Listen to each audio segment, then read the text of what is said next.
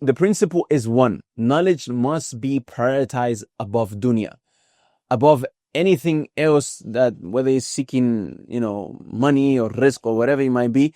If knowledge is not being prioritized, or if that seeking of risk is making you not prioritize knowledge, then you know that you are being distracted.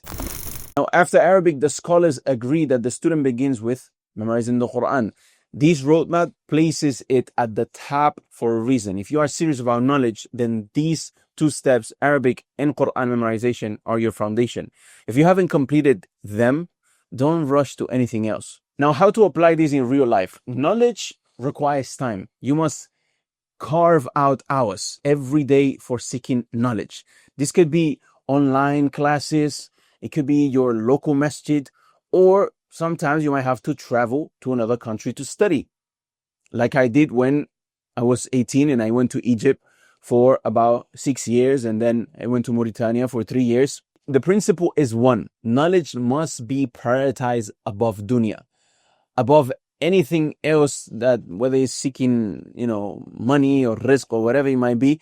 If knowledge is not being prioritized, or if that seeking of risk is making you not prioritize knowledge, then you know that you are being distracted. If right now you need to learn Arabic, then give it 1 hour a day, 2 hours, first thing in the morning.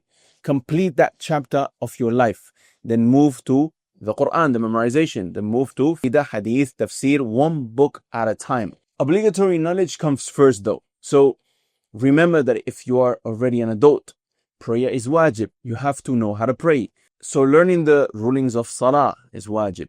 If you have parents, birrul walidain, knowing how to treat your parents is wajib. All of that is knowledge that you have to acquire first.